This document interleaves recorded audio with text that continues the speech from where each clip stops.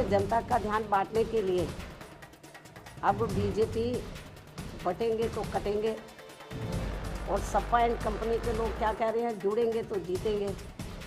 इन नारों को प्रचारित करने व इनकी पोस्टरबाजी आदि भी खूब करने में लगी है। इनकी हर मामले में रही दोगली सोच व नीतियों को ध्यान में रखकर वास्तव में होना ये चाहिए कि बीएसपी से जुड़ेंगे तो आगे बढ़ेंगे व सुरक्षित भी रहेंगे। इन दोनों पार्टियों से, इनके गठबंधन से दूर रहेंगे तो बचे रहेंगे। सपा के गुंडे, बदमाश, माफिया आदि ही ज़्यादातर इनकी सरकार चलाते रहे और अब ऐसा लगता है कि जहाँ हो रहे उपचुनाव में सपा अपने गुंडों, बदमाशों व माफियाओं को अंदर अंदर ये कह रहे हैं कि ये उपचुनाव जीतोगे तो आगे सरकार बनाओगे, तभी फिर बचे भी रहोगे।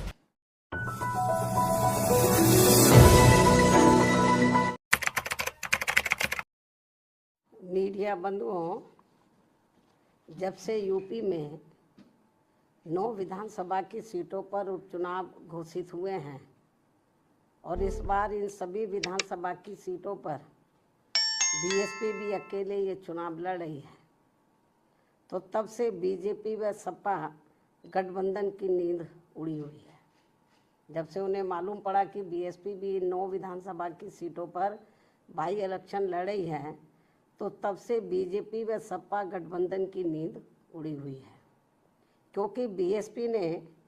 यहाँ काफ़ी समय से एक आदि उपचुनाव को छोड़कर अधिकांश उपचुनाव नहीं लड़े हैं। तब से खासकर ये दोनों पार्टियां यानी कि बीजेपी व सपा तथा इनका गठबंधन अभी तक इन चुनावों में जो भी बाई इलेक्शन हो रहे थे, तो अभी तक इन चुनावों में अंदर अंदर आपस में मिल बांट कर ये चुनाव लड़ते रहे। लेकिन इस बार हो रहे उपचुनाव में जब बीएसपी भी मैदान में डटी हुई है, तो अब इन दोनों पार्टियों व इनके गठबंधन की काफ़ी परेशानियां बढ़ गई हैं।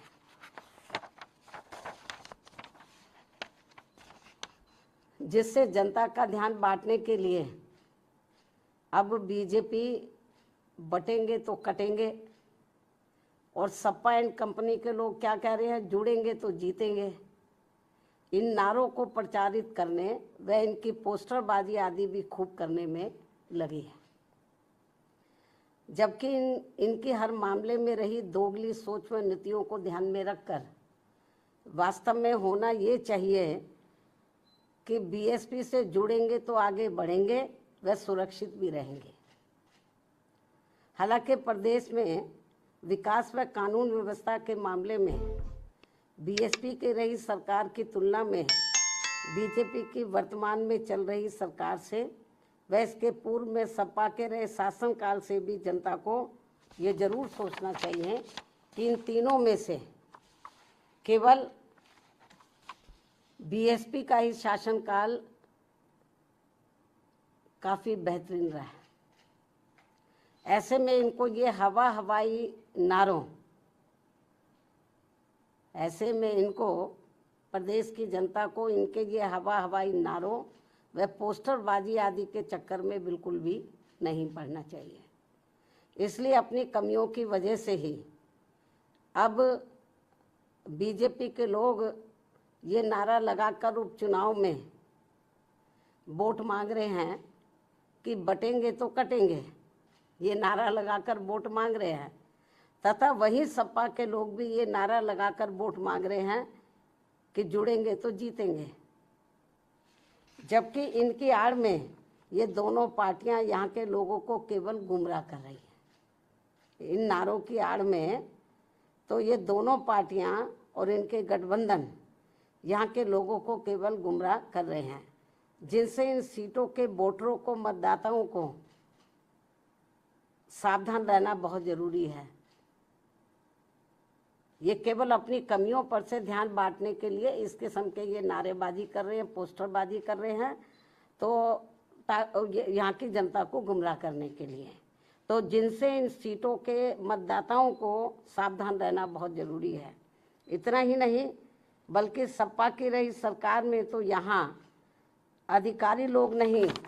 बल्कि सपा के गुंडे, बदमाश, माफिया आदि ही ज़्यादातर इनकी सरकार चलाते रहे। और अब ऐसा लगता है कि यहाँ हो रहे उपचुनाव में सपा अपने गुंडों, बदमाशों व माफियाओं को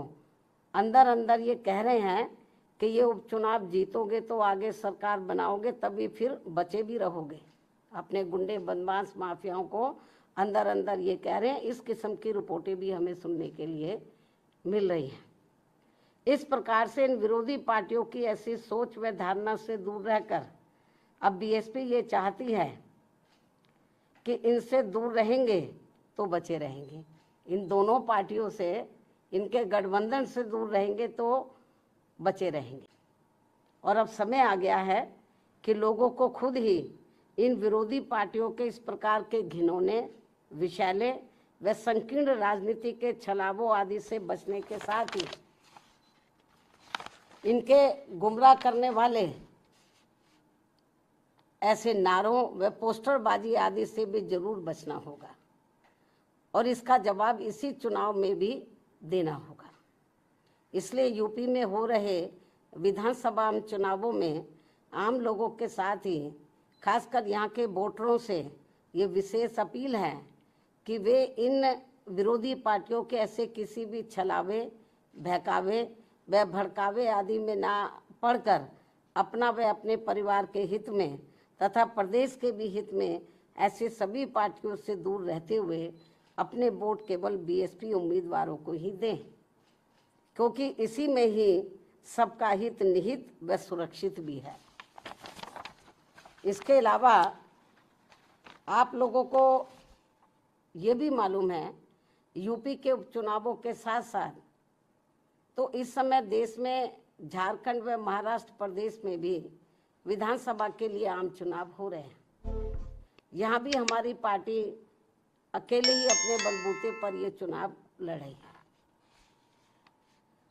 और यहाँ खास ध्यान देने की बात यह है कि इन दोनों राज्यों के चुनावों में,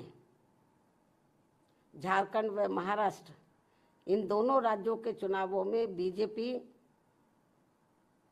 व कांग्रेस का बना गठबंधन पूर्व में पहले जिन राज्यों में चुनाव हुए जैसे कर्नाटक है, हिमाचल है, इससे पहले हरियाणा है, जिन राज्यों में भी चुनाव हुए हैं, तो इन दोनों राज्यों के चुनावों में जो अब इस समय झारखंड और महाराष्ट्र में हो रहे हैं, इन दोनों राज्यों के चुनावों में बीजेपी व कांग्रेस का बना गठबंधन पूर्व में, इससे पहले जिन राज्यों में चुनाव हुए वहाँ पूर्व में जारी किए गए अपने अपने चुनावी घोषणा पत्रों को लागू करने को लेकर, जो उस समय इन्होंने लागू किया था और किस्म किस्म के प्रलोभन दिए थे अपने चुनावी घोषणा पत्र में, उसको ये लागू तो कर नहीं पा रहे हैं। बहुत बुरा हाल है, क्योंकि कर्नाटक में काफ़ी कुछ गवर्नमेंट की पोजीशन खराब हो रही है, हिमाचल में भी हो रही है। हिमाचल में तो हालत ये खराब है वहाँ पे इतनी ज़्यादा गवर्नमेंट की कि वहाँ के सरकारी कर्मचारियों को वो वेतन तक भी नहीं दे पा रहे हैं। लेकिन चुनाव में इन्होंने बड़ी बड़ी गारंटी दे दी चुनावी घोषणा पत्र में। तो कहना मैं ये चाहती हूँ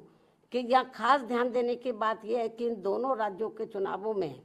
यानी कि झारखंड और महाराष्ट्र में जो इस समय चुनाव हो रहा है, इन दोनों राज्यों के चुनावों में बीजेपी व कांग्रेस का बना गठबंधन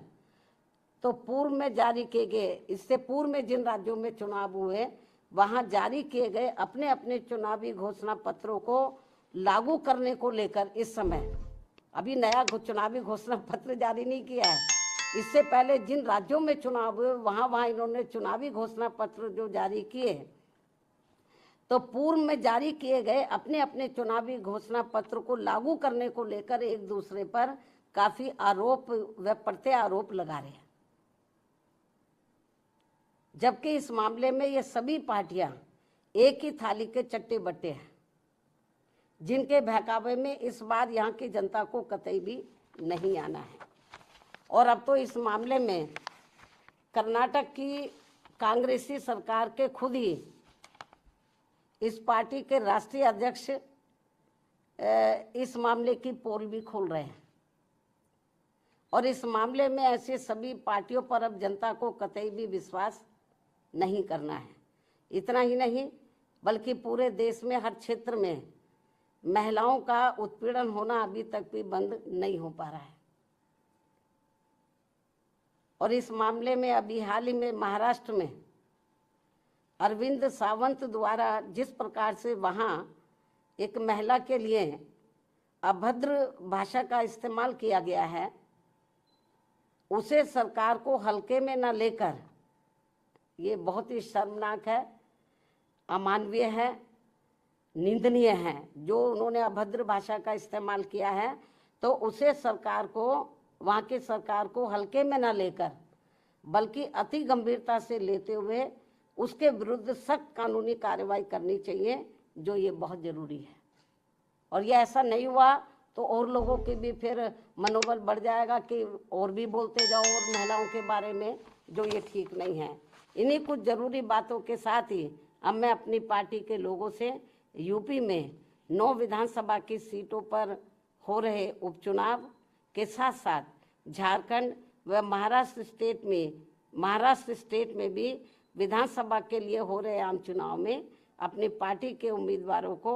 जिताने की भी पुरजोर अपील करती हूँ।